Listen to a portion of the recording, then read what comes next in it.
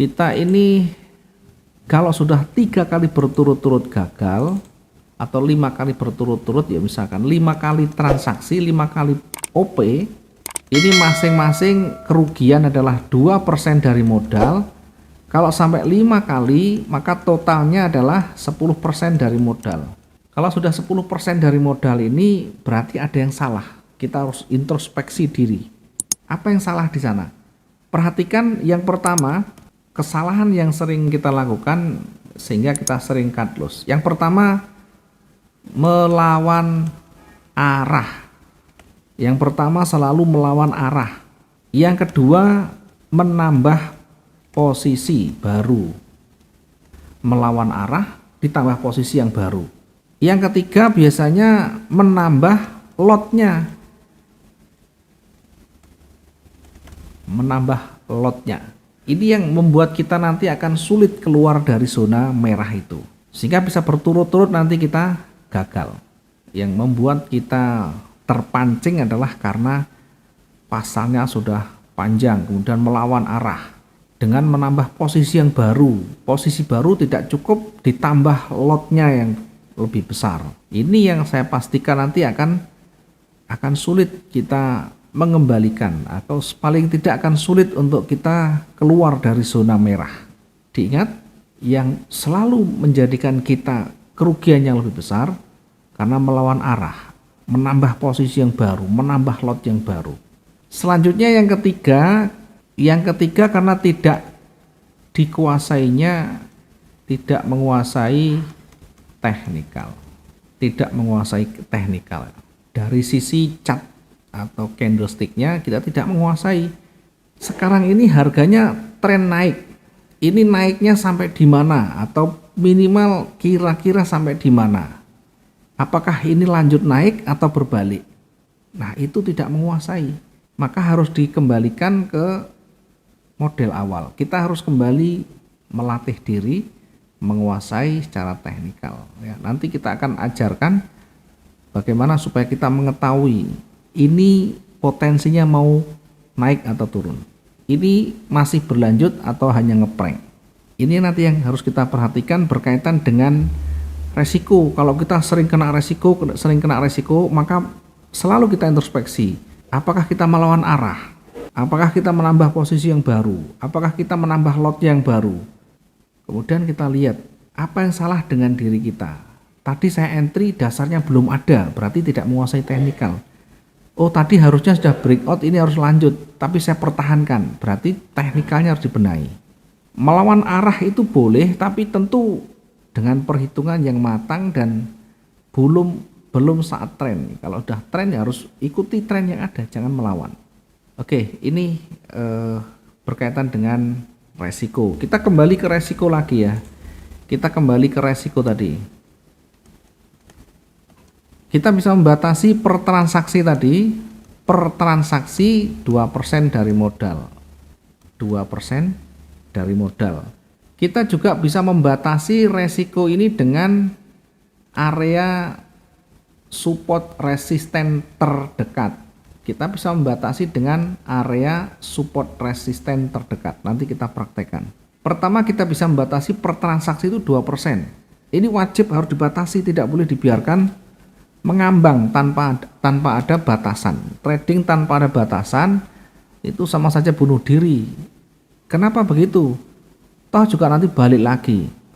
Jangan lupa, pasar kalau udah tren itu bisa panjang. Ketahanan kita berapa? Kemampuan untuk bertahan kita berapa? Kita mau trading harian atau jangka panjang? Kalau trading harian, maka kemampuan kita harian harus sudah dihitung. Modal kita berapa harus sudah dihitung. Kalau kita mau swing yang 1 bulan, trading bisa 1 bulan, itu juga nanti berbeda perhitungan resikonya, perhitungan lotnya, perhitungan ketahanannya, berbeda semua. Maka kita menetapkan trading kita bagaimana. Kalau trading harian itu artinya posisi trading kita, ketika saya punya posisi baik buy maupun sell, itu bisa saya tahan sampai 1 hari. Setelah itu harus kita close. Mungkin tidak sampai 1 hari karena sudah mengikuti aturan main kita, misalkan 2%, ya sudah di close sudah. Atau kita menggunakan area support resisten terdekat. Kalau tidak mau pakai ini, kita bisa menggunakan alternatif ketiga ya, menggunakan pips. Dengan menggunakan pips. Misalnya, satu transaksi kita batasi 500 pergerakan ya, atau 50 pips mungkin bahasanya ya. Sehingga kalau misalkan 0,1 minus kita adalah $50. Kita batasi minus $50 atau mendekati 500 ini kita tutup. Kalau di Agnes biasanya nanti 5.000. Kalau di Agnes itu 3 digit di belakang. Jadi kalau di Agnes itu ada 3 digit di belakang komanya. Ya kalau di FBS, di Okta kan ada 2 digit di belakang. Kalau kita menggunakan XAU ya, basicnya adalah XAU, basisnya adalah emas. Kalau di emas, di belakang komanya di Okta, di FBS itu sebelah kanan atau di 2 digit di belakang koma yang ada di sana. Kalau di Agnes ada 3. Sehingga kalau saya menghitung ada 500 pergerakan, itu ngitungnya begini ya, yang 2 digit dari titik misalkan kita tentukan, kita entry di sini ya, saya perbesar ini, saya gunakan yang warna biru ya. Misalkan di sini 500 ini misalkan kita ambil posisi buy. Di sini kita ambil posisi buy misalnya. Maka resikonya kita bisa menggunakan pips. Pips itu berarti kita tarik 50 pips atau 500 pergerakan di bawah. Nah 500 itu kira-kira di 1955. Kita tandai begini 1955. Atau kita hitung dengan menggunakan visual. Secara visual begini menghitungnya. Perhatikan kalau kita menghitung secara visual, angka depannya yang besar itu kita lihat ya, dari 1960. Kalau kita kurangi 500 itu adalah dikurangi angka 5 ya, dikurangi angka 5 atau 5 poin atau 5 apa ya. Dari 1960 itu dikurangi 5. Jadi kalau 500 basic emas itu adalah 100 unit ya. Satu lotnya di emas itu adalah 100 unit. Basis kontrak size untuk emas itu adalah 100 unit. Nih diingat.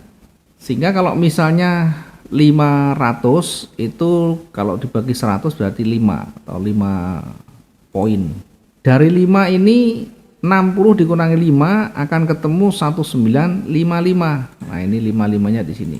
Kalau kita menggunakan target misalkan 500, ya berarti ditambah 5, 65 sini.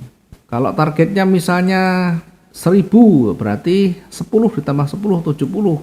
Nah, 70 itu di sini. Nah, kalau kita tarik garis, ini sekitar 1000 ke sini nanti ya. Asalkan koma belakangnya juga sama, nanti angkanya 1000 ya.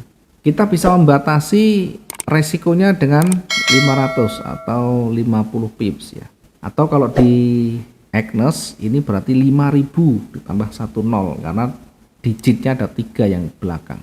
Oke, yang penting tahu dulu dengan menggunakan pips. Atau kita bisa menggunakan cara yang ketiga, menggunakan support resisten terdekat. Di sini ada supportnya, kita bisa menaruh di area support ini atau turunkan sedikit dari supportnya.